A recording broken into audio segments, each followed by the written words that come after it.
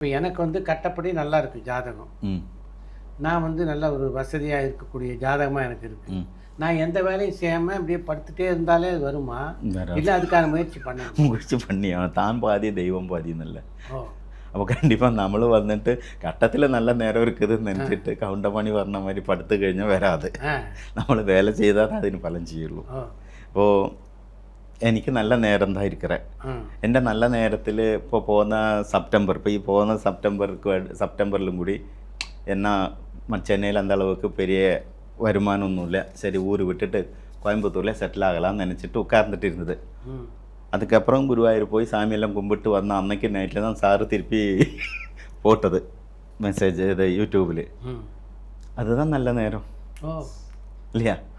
ഫസ്റ്റിൽ sir first എടുത്ത ഇത് വന്നിട്ട് പോട്ടപ്പോൾ നല്ല ഇരുന്നത്. ஆமாம் അപ്പോൾ ഇന്ന് ചെന്നൈയിൽ ഞാൻ സുരേഷ് പണിക്കർ എന്നൊരു പേര് പുകഴ്വി വരാനുള്ള കാരണം അത് സാറോടെ ഒരു അനുഗ്രഹം തന്നെതാണ്. അപ്പോൾ അതേമാതിരി നമ്മളത് നല്ല ഓടിയിട്ട് ഇരുന്നത് പോകുന്ന സെപ്റ്റംബറിൽ കുറച്ചും കൂടി തിരുപ്പി കഷ്ടം എന്നുള്ളതല്ല, ആ ഇൻകം കമ്മി വരവ് കമ്മിയായപ്പോൾ നമുക്ക് മനസ്സിനൊരു കഷ്ടം.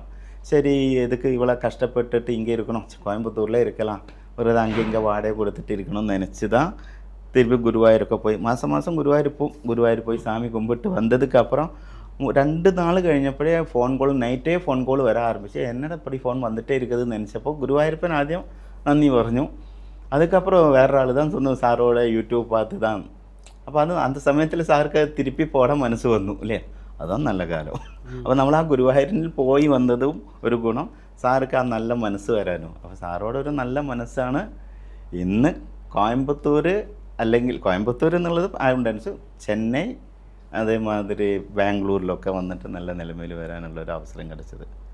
അപ്പോൾ നമ്മൾ നല്ല നേരം എന്ന് പറഞ്ഞാൽ വീട്ടിലിരുന്നിട്ട് കാര്യം. ഇപ്പോൾ ശുക്രദശയാണ്, ശുക്രദശയിൽ ഗുരുബുദ്ധി നടന്നിട്ടിരിക്കേ. അപ്പോൾ അതൊക്കെ നമുക്ക് വന്നിട്ട് നേരങ്ങൾ നല്ല ഇരുന്നാലും നമുക്ക് ആ സമയത്തിൽ കടവുൾ മാതിരി ആരോ വന്ന് കാപ്പാത്തിടും ம் തരുന്നതാണ്. അല്ലാതെ നല്ല നേരമാണെന്ന് വീട്ടിലിരുന്നാൽ നമ്മൾ ആരും കാപ്പാറ്റാൻ മാട്ടെ. നമ്മൾ ചെയ്യുന്ന കർമ്മങ്ങളുടെ ഒരു ഫലം കൂടി ഇരിക്കുന്നില്ല. നമ്മൾ ചെയ്യുന്ന തൊഴിൽ ആത്മാർത്ഥമായിട്ട് ചെയ്യുക, നമ്മളെല്ലാവരും ആർക്കൊരാൾക്ക് മാക്സിമം ദ്രോഹം ചെയ്യാതിരിക്കുക. അങ്ങനെയുള്ള സമയത്ത് കടവുളായിട്ട് നമുക്ക് കൂടെ നിന്നവരിൽ നിന്നൊരു സപ്പോർട്ട് വരും.